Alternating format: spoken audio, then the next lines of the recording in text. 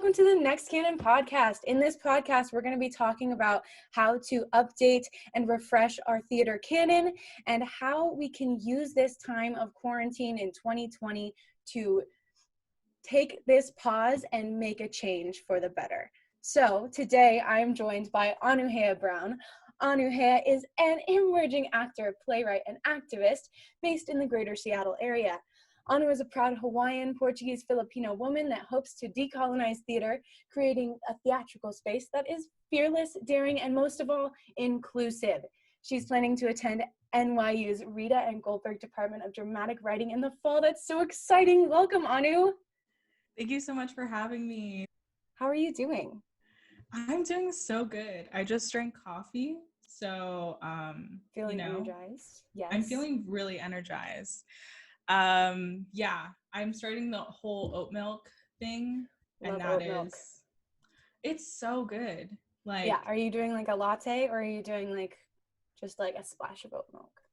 I do like a splash of oat milk.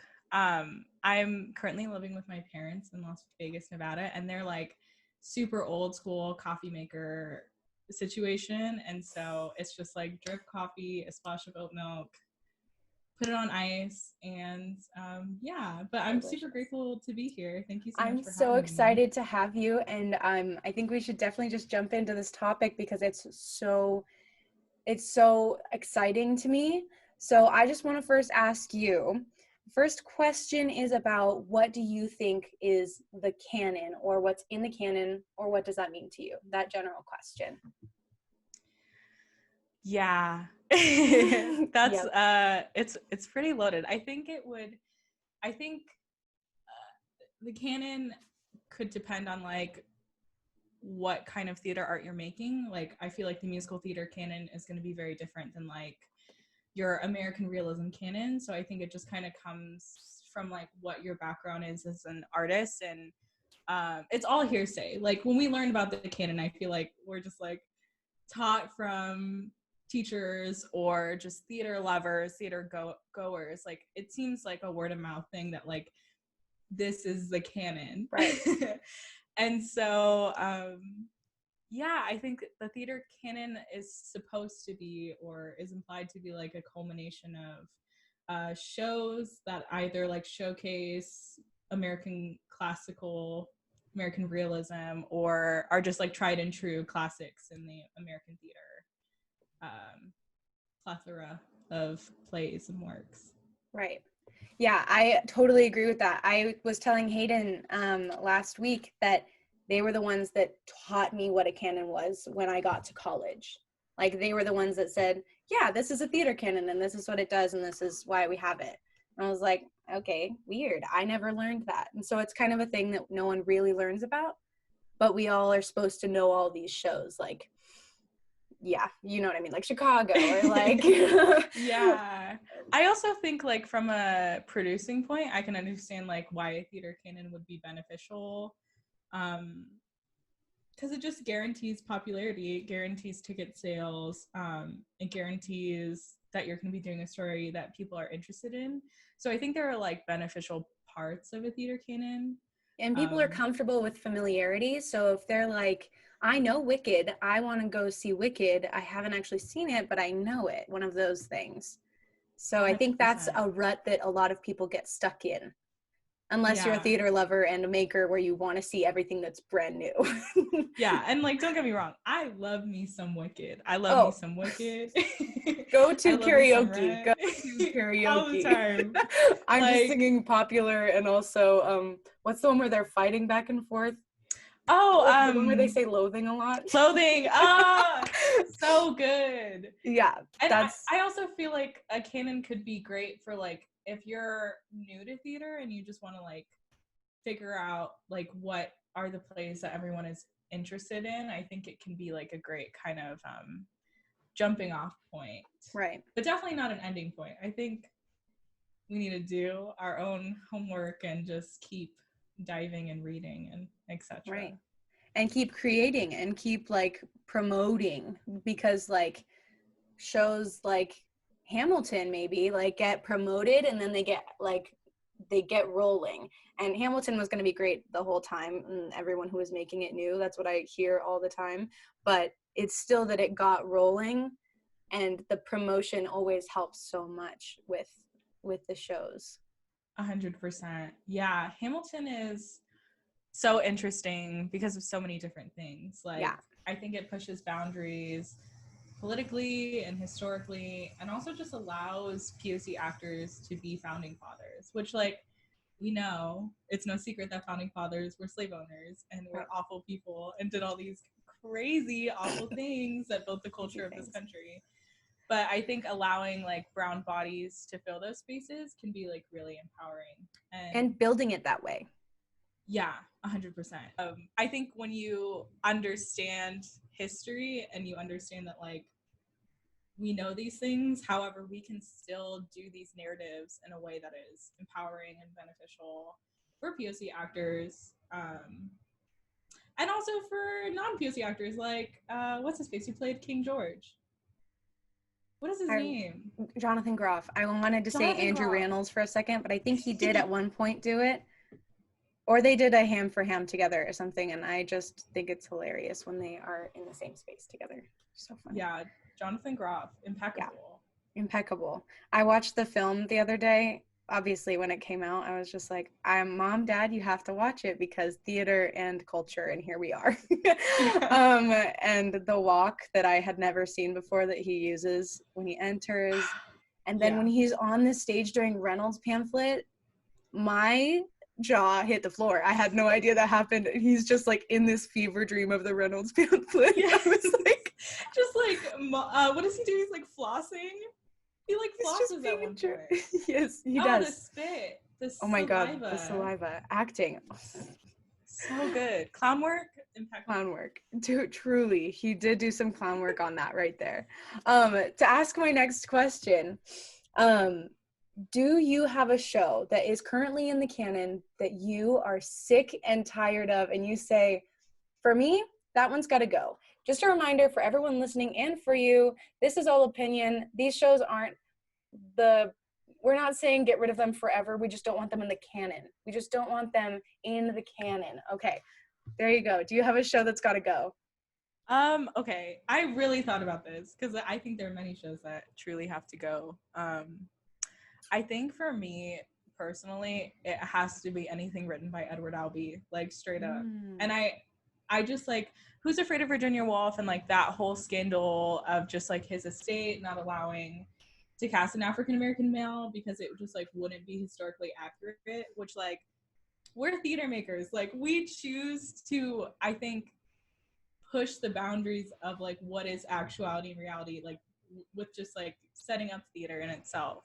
Yeah. And so I don't know. I think personally for me, if we have an estate that like does not even allow that kind of push forward in the right direction and push forward in the future, I think that we should just stop doing his plays if we can't even cast like if they were actively racist and saying like you can't do this even after I'm dead. Like yeah, it's rude. Like it's like we know that there would never be like an African American King Henry V historically. Like we are all well aware we know of the way politics and racism works in our society. But I think like pushing the boundaries and having that representation is just so important because you do that play and there are tons of Black and brown, hopefully tons of Black and brown kids who are able to see that work and understand. Like I saw Leah Salonga and I was like, I can do this. This is crazy. Like representation, I think, is way more beneficial than being historically accurate for the sake of racism.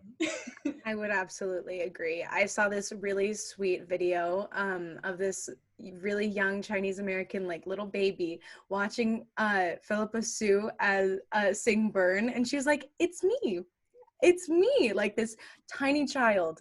And Mom was like, who is that? Is that Eliza? And she was like, it's me. And I was like, it is you. I love kids in theater. Kids in theater is so important. Like it is. Last year I was grateful enough to tour with Seattle Shakespeare Company and do 90-minute shows of Romeo and Juliet and the play with the M word. Yeah. The spooky ookie play. The spooky ookie one. We'll I don't want theater people right coming there. We'll just ookie play. That's cursed and we don't say the word, and I don't want any theater people to come for me. If this house is currently a theater because of Zoom, we're not saying that word. Yeah, we're not saying it, okay? We didn't say it. I don't want anyone coming for me in the comments. Like, Anu said the M word in this podcast. In this theater podcast. But anyways, going back to that, we would do shows for, just different high schools in the greater Washington area. And so, like, I could physically see, like, black boys' faces light up when they saw a Black Romeo. And I could physically see, like, how it felt for brown girls to see a brown Juliet and to understand that, like, they also have their place in theater and anywhere in life, you know? Yeah, so representation is important. Philippa so good. She's iconic. I love her. So good. And they all are just so cute together that watching all the interviews as like a director, actor person liking to watch those, I light up with their family and community that they've built for themselves. I'm not even like jealous of it. I just love it for them. Like they get to like have this thing that they've done forever, you know? Yeah. It's the community aspect. Yeah, 100%. It makes me also think about like why redefining like the canon is important, because I feel like, I mean, you might know this as like a theater artist, but I think it's a different thing to do a project, not really because you're into the project, right? But you do it for like other also equally beneficial reasons like exposure or payment. But I think like the beautiful thing about Hamilton is that it was a narrative and a story that all those people in that project full-heartedly believed in and wanted to make happen. And I think once you really have projects and shows that 100% speak to you as an artist, it can feel like a community and it can feel like a home with doing that kind of cool work. It so can. And like in a place where I think we're in a really cool moment in history where more people are seeing theater more often on their screens even, so it's becoming more mainstream. But when theater in the past has been such a like disembodied from society sort of thing, I grew up in a town, Spokane, where I'm at, that is not very big in the theater scene. And so it was always kind of odd to be the one in theater and not the one like on the volleyball team. I tried, didn't do well, but but it's a really big like family build. And on that topic of wanting to build an amazing canon, what's a show that you love and really want to bring into the canon so that more people can see it? Okay, I thought about this also a lot because I don't know, I was just thinking about like the future of theater and kind of like what would be important and beneficial at this time. And so the two plays that truly come to mind is Slave Play by Jeremy O. Harris and Passover by Antoinette Nwandu. And I think both of these plays are beneficial because, I mean, specifically with Slave Play, I mean, it's a play that kind of deconstructs African-American trauma that doesn't really seem like it's for African-American people. It actually seems like it's more for white subscribers and your white audience. And I think that is beneficial, as just like being an African-American actor, being able to just like say these truths and guide the audience there. And I also think it's good for white people to watch and see and cringe a little bit and, understand how trauma can travel through generations. So that's a really brilliantly written play.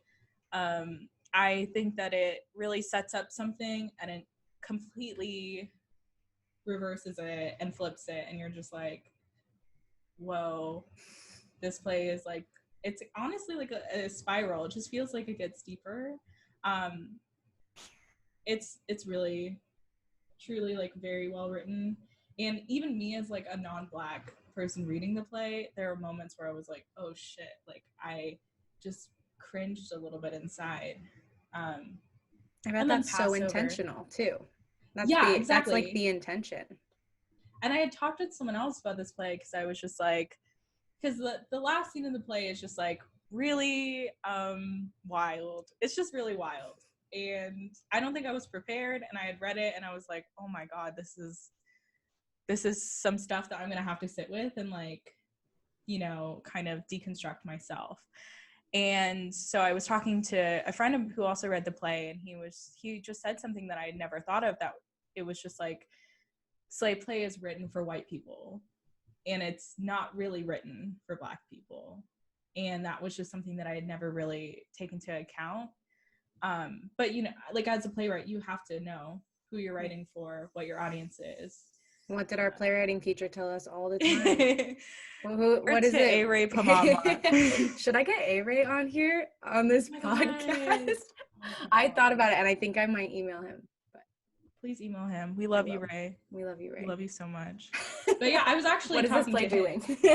Oh, really? He's the one who would ask you that question too. Yeah, because he was just like, I think slave play is written for white people, and I was like, yeah, 100%. I think you're right, because it just seems to me that it's more for people to deconstruct like the effects of the trauma than it is like beneficial for the people in the play. Right. So it seems like it's more for people who don't understand the trauma already.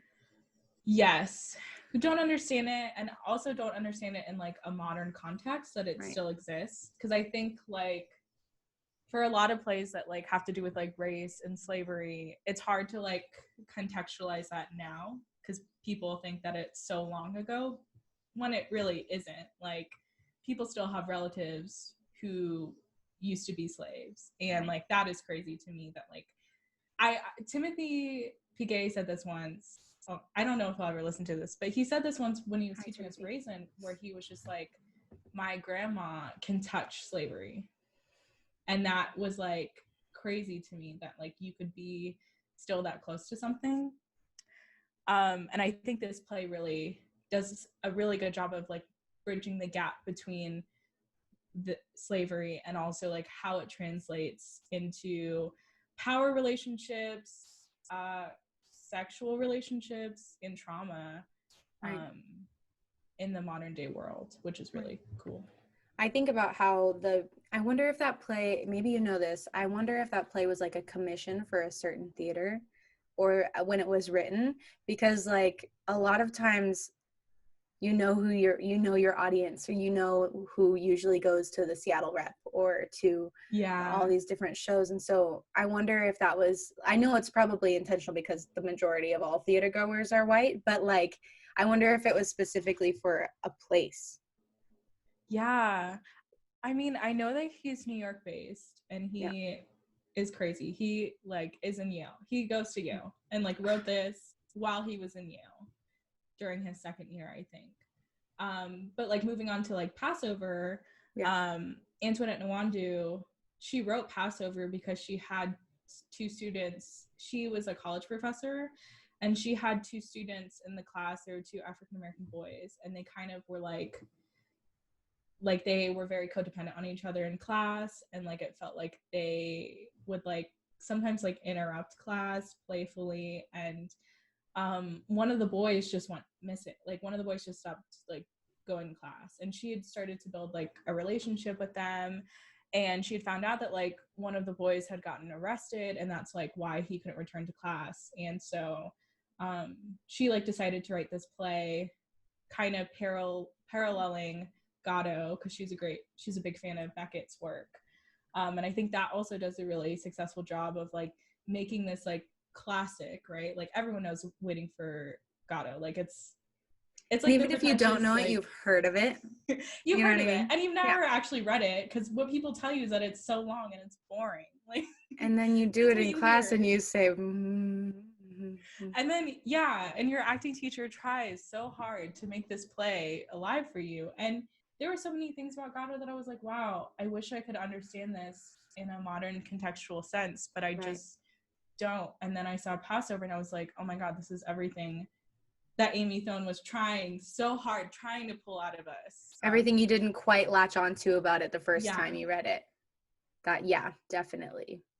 Because Gatto is so, like, heady in a way that you can't, like, when you're trying to dissect it for character, you're like, what is, if everything has a meaning, which was kind of the thing that Amy always said, it was like every single word has that meaning. Yeah. What does it mean?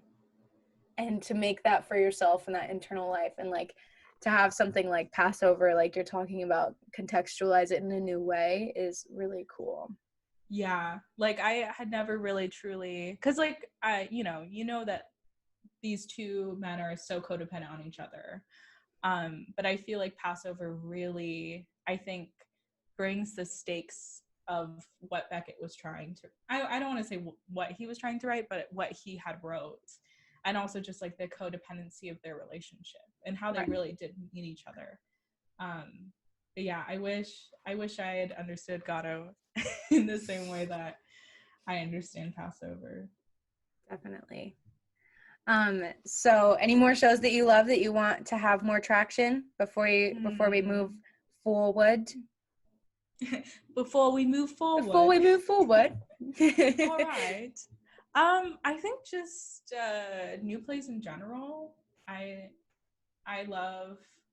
I also just really like work that takes classic plays and kind of will turn it on its head. Yeah. Deepika Guha, who is a playwright, also does that a lot. She has a play that I think, Blown Youth, which is like a play that's written from Ophelia's perspective, which is really cool. Yeah, I think just like ways in which we can like take the canon, bust it open, break it open, and just like flip it is, I think, a smart way to redefine theater. How do you feel about doing like Shakespeare shows differently? Because sometimes I feel you love it. Yeah. Sometimes I'm like, is it worth it? You know, like sometimes I'm like, is it worth it? For things like The Tempest or like Taming of the Shrew, like how is it worth it? What do you think? Okay. I have a few thoughts. Okay. So I also do. You go. Tempest and Taming are two Shakespeare shows that I don't actually think I would be interested in doing, just because I'm hesitant about if it's worth it for those shows specifically, because I just feel like there are greater plays in the Shakespeare canon that you could do, and B, like it's a lot, and I think for someone to tackle that, I think kudos to them. But for me personally as a writer, it just doesn't really speak to me in the same way as other Shakespearean plays would.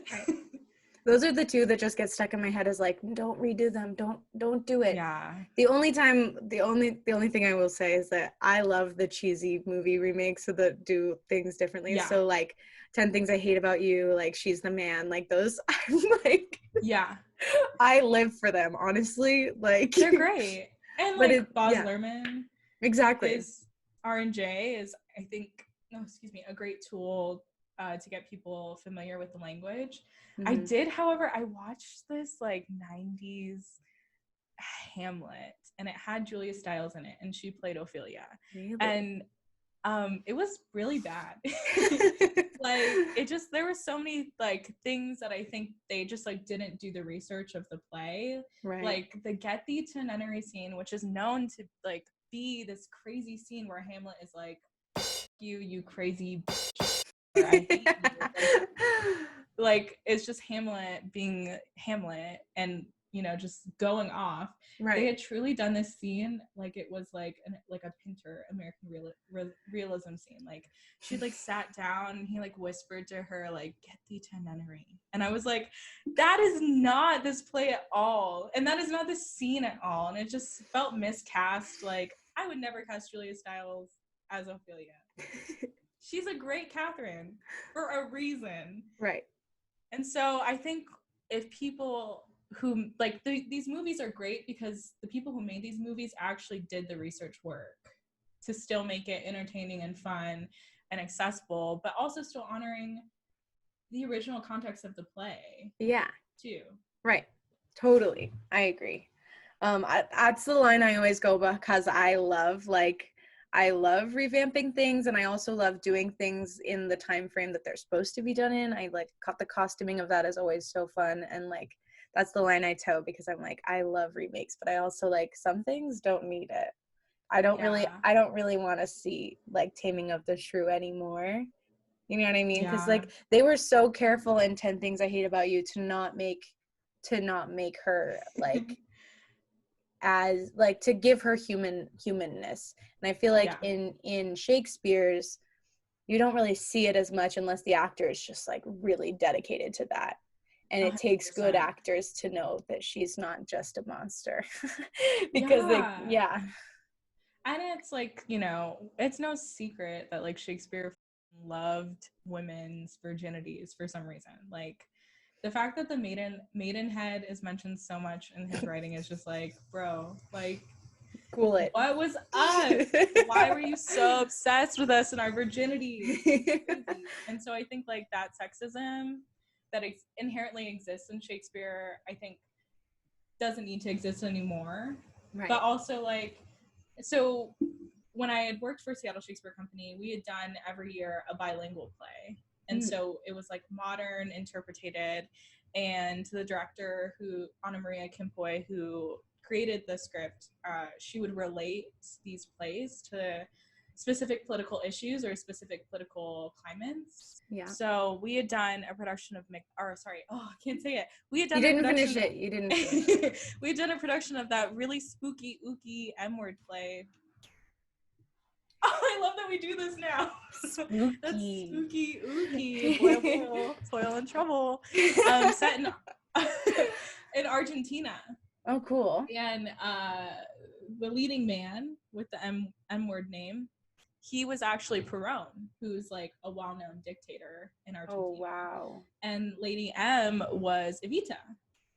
And so we didn't change any of the words. Like, it's not Denmark.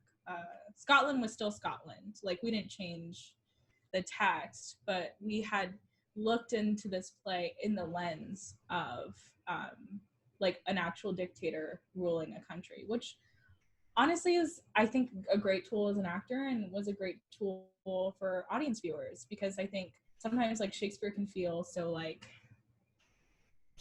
this like old thing, right, that no one, like only really, really smart, intelligent, well-equipped people can understand.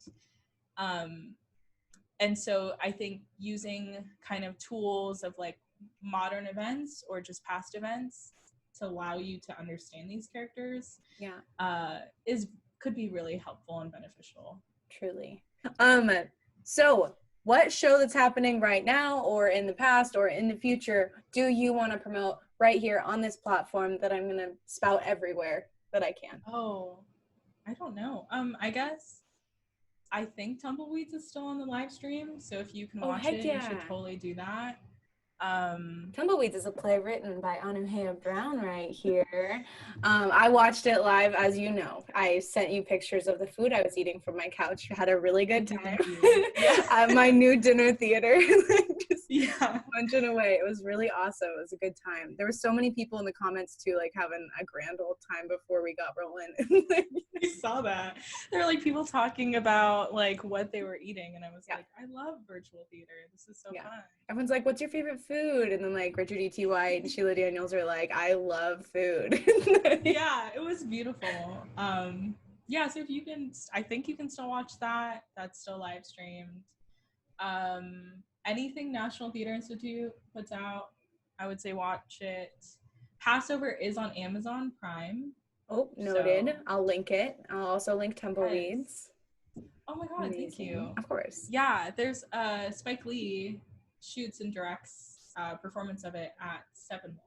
Oh, incredible. Passover, and I'm gonna go watch it literally today. Yeah, please do. It's so good. I used to, during quarantine, I truly watched it like once every 2 weeks just to like ground me. Yeah. But I think that's all I have. Just invest in POC work, invest in POC plays. Absolutely. And you sort of already did this, but do you have any more self promos that we can shout out? Do you want to shout out your Instagram, or do you want to shout out the shows you are writing? Just watch Tumbleweeds on live stream if you can. I'm on Instagram at actual Moana. And I think that's it, actually, for now. Amazing. Cool. So my very last question is, who do you want to see on this podcast? Who do you want to hear from? who inspires you and you want to hear this conversation with them? Honestly, A-Ray Pamatmat. Ray. I love him. Okay, this is my push to email Ray. Yeah. Dear A-Ray Pamatmat, Anuhea Brown wants to see you on this podcast. I think he's super busy right now. He's always busy. I mean, because he's a brilliant, beautiful man and a beautiful writer. So if he has time, we'll ask if he has an hour in his day, and I will just snatch it up and say, hello, yes. Can you have this conversation with us? So thank you so much to all the listeners out there. If you would like to please like subscribe to this wherever it is, or like buy it on iTunes, wherever it ends up, watch it on YouTube, wherever it goes. Follow Anu, she's amazing.